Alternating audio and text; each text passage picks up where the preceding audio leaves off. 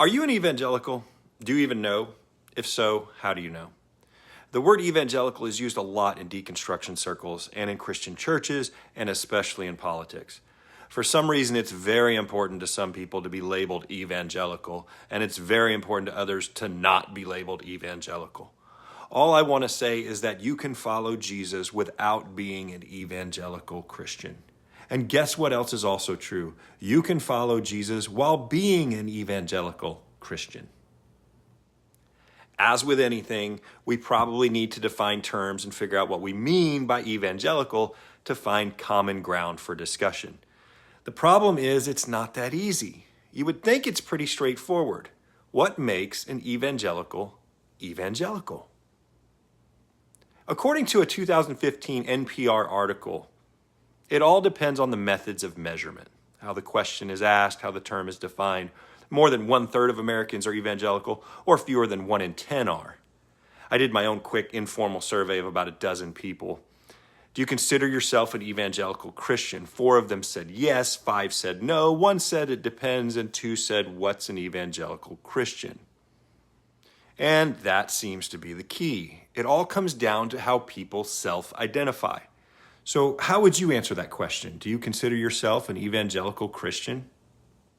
The Barna Group is an organization that collects and reports data on all kinds of things. And this issue of who is evangelical happens to be one of them that they have researched in the 2000s. For their criteria, they use 9 specific questions. They say one must hold 9 particular beliefs to be called evangelical. When used, the percentage of people who are evangelicals drops considerably. So what are the 9 items? Well, it starts with being a born-again Christian.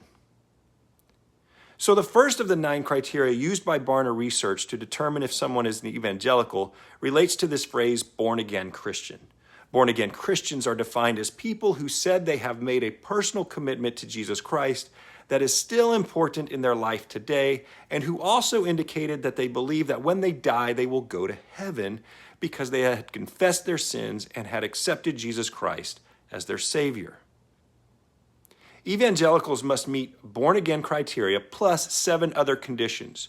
Those include saying their faith is important in their life today, believing that they have a personal responsibility to share their religious beliefs about Christ with non-Christians, believing that Satan exists, believing that eternal salvation is possible only through grace, not works, believing that Jesus Christ lived a sinless life on earth, asserting that the Bible is accurate in all that it teaches, and describing God as the all-knowing, all-powerful, perfect deity who created the universe and still rules it today. Whew! Being classified as an evangelical is not dependent upon church attendance or the denominational affiliation of the church, and respondents were not asked to describe themselves as evangelical. So advice from Barna, this research organization that I mentioned, 15 years ago went something like this. The Bible does not refer to any person as evangelical. This is a construct created within the religious community many years ago to differentiate a group that possesses a distinctive theological perspective. Over time, people have become sloppy in the measurement process, as evidenced by the fact that 1 out of every 4 self-identified evangelicals has not accepted Christ as their Savior. Responsible analysts, researchers, and journalists should be encouraged to re-examine the term and the measures they are using. Political commentators, reporters, educators, and researchers continually make important claims about the spiritual life, lifestyle patterns, voting preferences, and issue stands of evangelicals, even though it is clear that the criteria they use for identifying evangelicals are misleading at best. End quote. So we're back to what makes an evangelical evangelical. I guess whatever you want the answer to be.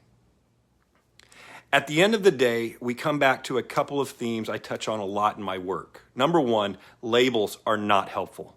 We love to label someone as evangelical or not so we can categorize them as someone we should value or not.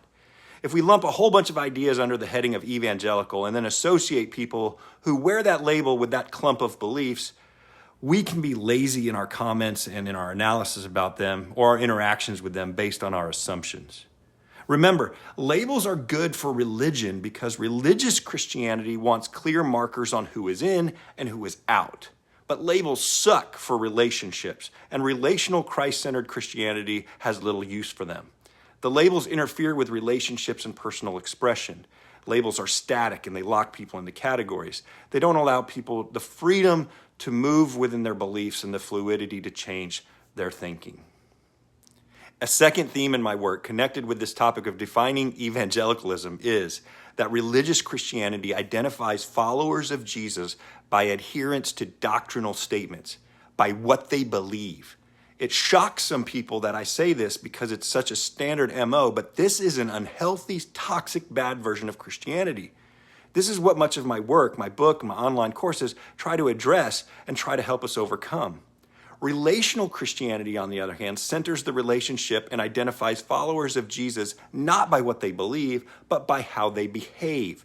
It follows the lead of Jesus himself, who said multiple times people would be known as his disciples by their love and by their fruit. In other words, it's how they treat others, friends, family members, people in authority, oppressors, and those who they consider enemies. A set of doctrinal commitments did not measure whether someone was a disciple. There's no reason for it to be any different today. Let's stick to Jesus' standard.